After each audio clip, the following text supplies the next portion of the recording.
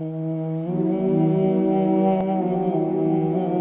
علی علیہ السلام کہتے ہیں کہ ایک دن میں رسول اللہ کی خدمت میں حاضر ہوا اور میں نے دیکھا کہ آپ نے حسین ابن علی کو اٹھایا ہوا ہے اور زار و کتار آپ کی آنکھوں سے آنسو رواں ہے. تو میں نے کہا یا رسول اللہ میرے ماں باپ آپ پر قربان، آپ کو کس نے غمگین کر دیا؟ بلکہ یہ حدیث جو سٹارٹ ہوتی ہے نا کہ نینوا نامی ایک مقام تھا، جنگ صفین پر جاتے ہوئے مولا علی علیہ السلام اپنی سواری پر یہ کہہ رہے ہیں اصبر یا ابا عبداللہ، اے ابو عبداللہ صبر کرنا. تو ساتھی کہتے ہیں کہ حضرت یہ آپ کس سے باتیں کر رہے ہیں؟ تو انہوں نے کہا کہ مجھے ایک حدیث یاد آ گئی، اسی مقام کے بارے میں نبی علیہ السلام نے فرمایا تھا جب میں آپ کی خدمت میں حاضر ہوا اور آپ نے حسین ابن علی کو اپنی گود میں اٹھایا ہوا ہے اور آنکھوں سے زار و کتار آنسو رواں ہیں. میں نے کہا یا رسول اللہ میرے ماں باپ آپ پر قربان، آپ کو کس نے غمگین کر دیا؟ تو نبی علیہ السلام نے کہا کہ ابھی ابھی جبرائیل علیہ السلام میرے پاس آئے تھے اور کہا کہ آپ اس بچے سے اتنی محبت کرتے ہیں اور اس بچے کو دریائے فرات کے کنارے پیاسا شہید کر دیا جائے گا.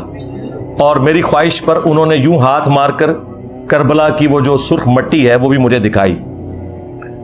اس کی وجہ سے میں غمگین ہو گیا اور میری آنکھوں سے آنسو رواں ہو گیا. یہ غم حسین ہے جو نبی علیہ السلام کی زندگی میں بھی آپ کو ہے اور وفات کے بعد مسند احمد میں یہ حدیث موجود ہے. ابن عباس کہتے ہیں کہ ایک دوپہر کو میں نے نبی علیہ السلام کو خواب میں دیکھا، پرانگدہ حالت ہے، بال بکھرے ہوئے ہیں، ہاتھ میں خون کی ایک شیشی اٹھائی ہوئی ہے. اور میں نے کہا یا رسول اللہ میرے ماں باپ آپ پر قربان، آپ کی حالت کس نے کر دی؟ آپ نے فرمایا کہ میں صبح سے حسین اور اس کے ساتھیوں کا خون جمع کر رہا ہوں. یعنی یہ ایک تمثیل کے طور پر دکھایا گیا نبی علیہ السلام کو خواب میں. وہ کہتے ہیں میں گھبرا کر اٹھا اور میں نے وہ دن اور تاریخ نوٹ کر لی اور بعد میں چونکہ اس زمانے میں تو کمیونیکیشن اتنی فاسٹ نہیں تھی، پتہ چلا کہ اسی دن یعنی 10 محرم کو عاشورہ کے دن 61 ہجری کے اندر حسین ابن علی کو اور ان کے ساتھیوں کو شہید کیا گیا کربلا کے اندر. اب یہ حدیث مسند احمد کی اس پر گواہ ہے کہ نبی علیہ السلام اپنی وفات کے بعد بھی اللہ کی جنتوں میں غمگین ہے اس بات پر کہ حسین ابن علی کو شہید کیا گیا. بلکہ انڈیا پاکستان میں جو وہابی فرقے کے لوگ ہیں، دیوبندی اور اہل حدیث، ان کے جو بڑے بزرگ ہیں اسماعیل دہلوی، انہوں نے اسی حدیث کو نقل کر کے ساتھ لکھا ہے یزید پلید. اب یہ آج کل کے یزید کے جو وفادار ہیں، یہ پلید لوگ پتہ نہیں کہاں سے آئے، ان کے بڑے تو یزید کو لکھتے ہی یزید پلید تھے کہ اس کی اس ایکٹیویٹی کی وجہ سے نبی علیہ السلام اللہ کی جنتوں میں بھی غمگین ہے. یہ باقاعدہ انہوں نے جو کتاب ہے تذکیر الاخوان ما تقویت الایمان اس کے اندر نقل کیا ہوا ہے، یزید پلید لکھا ساتھ اور یہ حدیث کوٹ کی. تو غم حسین تو جاری ہے. صحیح بخاری میں حدیث ہے، یہ ترمذی میں بھی موجود ہے کہ حسین ابن علی کا سر کاٹ کر عبید اللہ ابن زیاد کے سامنے لا کر رکھا گیا اور اس میں امام بخاری نے لکھا ہے برأس الحسین علیہ السلام، حسین علیہ السلام کا سر. امام بخاری نے حسین کے ساتھ علیہ السلام لکھا ہے، مولوی نے نا اردو ترجمے میں نا رضی اللہ عنہ کر دیا. اسلام 360 میں بھی عربی میں لکھا ہے علیہ السلام، اردو ترجمے میں رضی اللہ عنہ. کتنی دو نمبری کرتا ہے مولوی. تو عبید اللہ ابن زیاد ان کے حسن میں کوئی کلام کرنا شروع ہو گیا اور چھڑی سے بجائے یہ کہ اس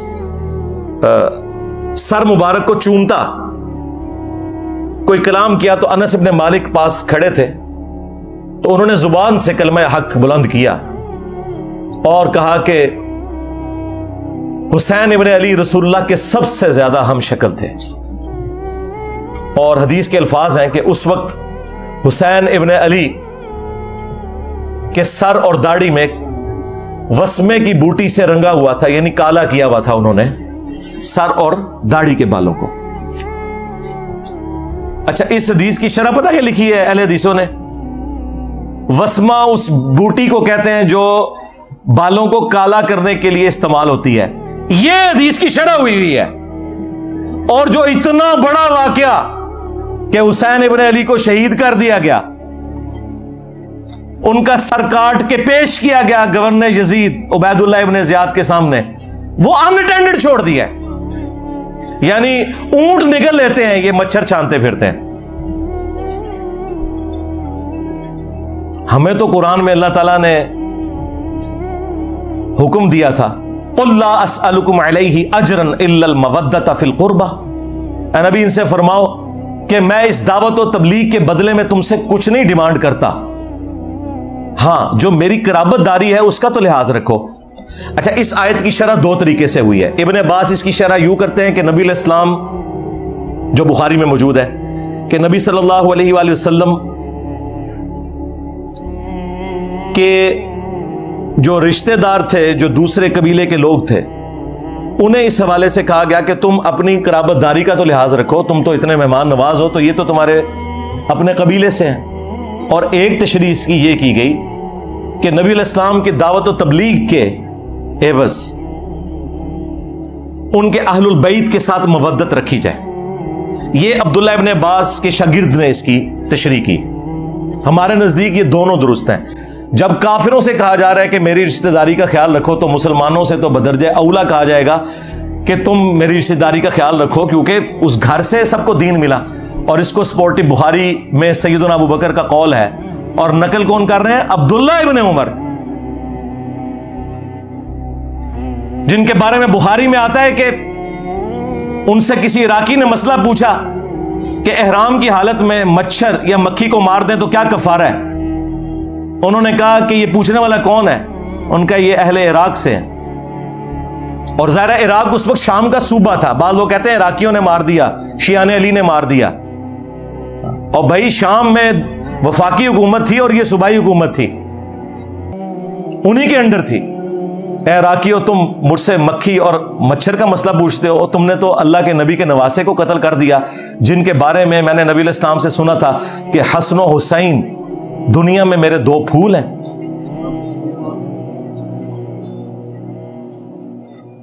तो हजरत अबू बकर सिद्दीक का कौल है बुखारी में, अब्दुल्ला बिन उमर कहते हैं कि हजरत अबू बकर फरमाया करते थे, मोहम्मद के कुर्ब को अहले बैत मोहम्मद के कुर्ब में तलाश करो। अब मुझे बताएं, जो रसूलुल्लाह सल्लल्लाहु अलैहि वसल्लम के कुर्ब को उनके अहलुल बैत के कुर्ब में तलाश कर रहे हैं खुद, क्या कभी वो ये दावा कर सकते हैं कि हम अहलुल बैत से अफजल हैं? इलॉजिकल बात है ये कहना कि जी बुखारी में मौजूद है, अबू दाऊद में भी, कि अब्दुल्ला बिन उमर कहते हैं कि हम नबी इस्लाम के ज़माने में अफजलियत देते थे हज़रत अबू बकर को, उमर को और उस्मान को, उसके बाद अफजलियत नहीं देते थे। तो भाई ये लोगों में फजीलत की बात है। अहलुल बैत बिल्कुल अलग है, जिनके घर से दीन मिला। दूसरे असहाब नबी के घर वालों के बारे में ये सोच सकते हैं कि जिस घर से हमें दीन मिल रहा है हम उनसे बेहतर हो जाएंगे? Not at all, never.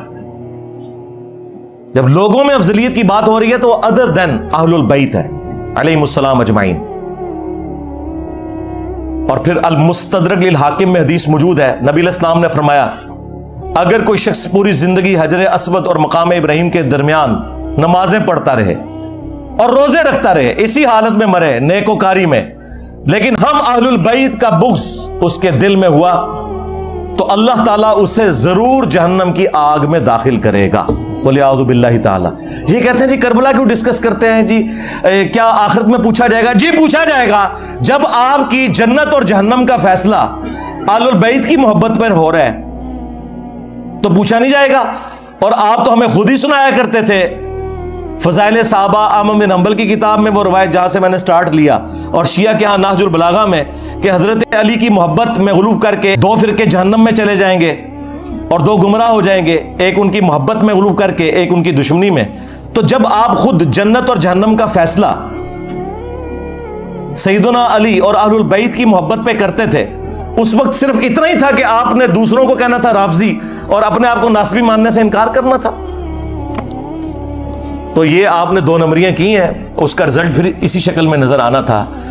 تو الحمدللہ آج دیکھ لیں ہمارے اس پلیٹ فارم کی برکت سے پوری دنیا کے اندر سنی ہو شیعہ ہو، محرم کا مہینہ جب بھی آتا ہے ہماری ویڈیوز شیئر ہوتی ہیں، اور الحمدللہ صدیوں میں جو گراوٹ آئی تھی غلوف کی شکل میں دونوں طرف، وہ کافی حد تک ایڈریس ہوئی ہے.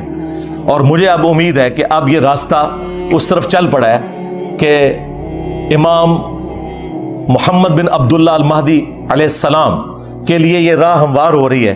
کیونکہ یہ ہو نہیں سکتا کہ امام مہدی سنیوں میں آ جائیں اور شیعہ مان لیں، اور شیعہ میں آ جائیں تو سنی مان لیں.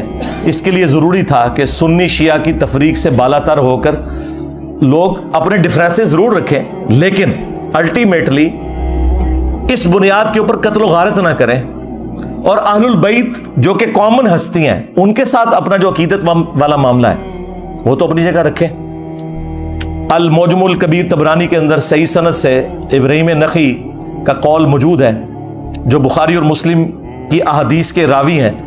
50 ہجری میں پیدا ہوئے اور 96 ہجری میں فوت ہوئے. کربلا جب ہوئی ان کی عمر 11 سال تھی.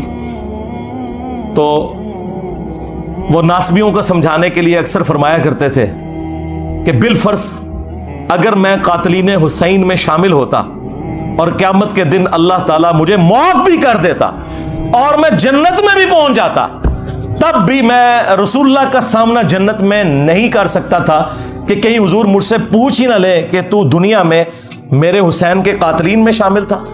یعنی اب اس سے بڑی کیا بات ہو سکتی ہے؟ یعنی ابراہیم نخعی اہل سنت کے بڑے امام، بخاری اور مسلم کے راوی اور امام حنیفہ کے دادا استاد، وہ یہ کہہ رہے ہیں کہ اگر مجھے اللہ تعالیٰ معاف کر کے جنت میں بھی پہنچا دے اور بالفرض میں قاتلین حسین میں شامل ہوتا نا، تو میں رسول اللہ کا سامنا جنت میں بھی نہیں کر سکتا تھا کہ رسول اللہ مجھ سے پوچھ لیں گے.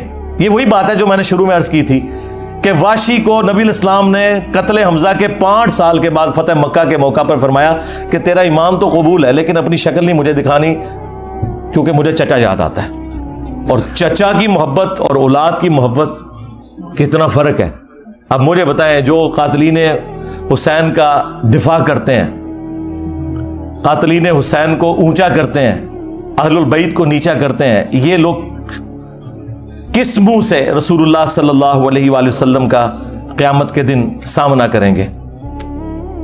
یہ سوچنے کی بات ہے.